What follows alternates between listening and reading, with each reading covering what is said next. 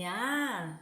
Hello po, welcome back to my YouTube channel, Hatsa26 TV. Ayan, may panibago po tayong video, may panibago po tayong opinion na pag-uusapan. Okay po, isang mega love shout out po sa ating mga OFW. Naway mag-ingat po tayo kahit saan sulok po tayo ng mundo. Mga solid Rina, mega love shout out po. Hindi ko na po kayo maisa-isa, kunting oras lang po ito ang aking video. Mega love shout out po ng solid Rina Pans. Hello po, mega love shout out po sa inyo. Ngayon po may may kunting opinion po ako about dito po sa cellphone. Okay po. Sana po mga langga, mga solid Rina at yung nagmamahal po kay Rina, sana po tigilan na po natin yung issue na yan. Tapos na po yan at natahimik na po yan.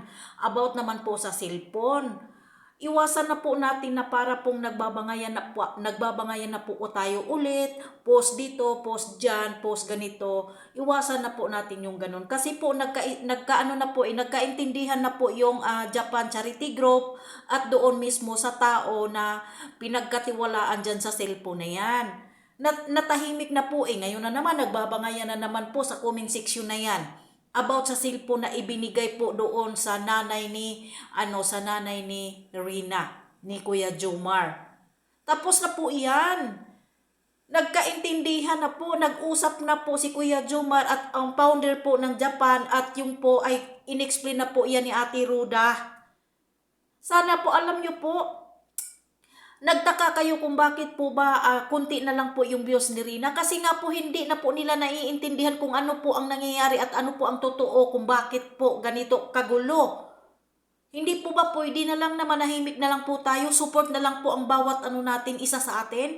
Sinusuportahan po natin, kanya-kanyang support na lang po. Hindi po kailangan natin magpapataasan po ng pride.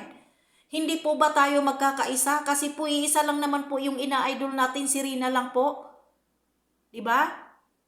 Hindi po ba pwede na itahimik na lang po natin yung ibigay natin, tulong natin. Nananahimik na po yung Japan Charity Group. Inuulit-ulit pa po ninyo.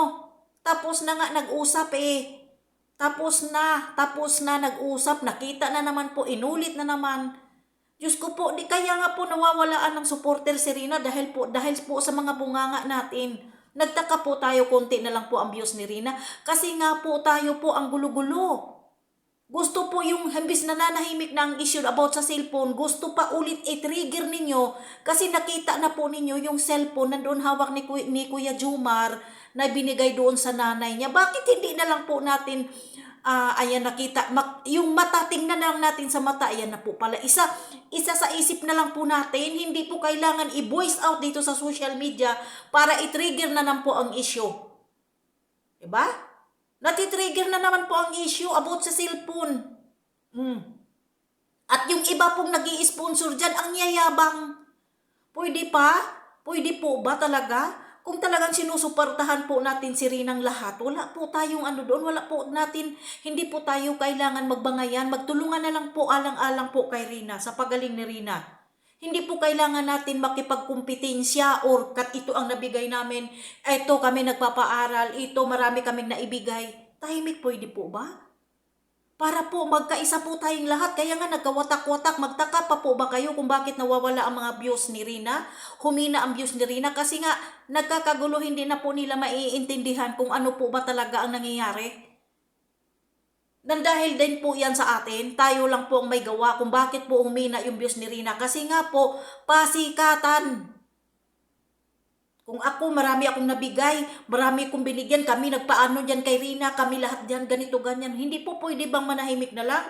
Napakadaming sponsor ni Rina Tahimik lang sila Yun lang ang yun lang po ang masasabi ko mga langga. Maraming salamat po sa lahat po ng mga nagmamahal po kay Rina at mga solid supporters at ang mga sponsor po na tuloy-tuloy po rin hanggang ngayon ang pagmamahal at pagsupport po kay Rina at pagbibigay po ng tulong para tuluyan na po siyang bumalik sa normal. Maraming salamat po sa inyong lahat ng mga sponsor. Okay, hanggang dito na lang mga langga. Don't forget po like and share and subscribe sa aking YouTube channel, Hatsa26 TV. Okay, andito lang ako, laban lang po. Bye!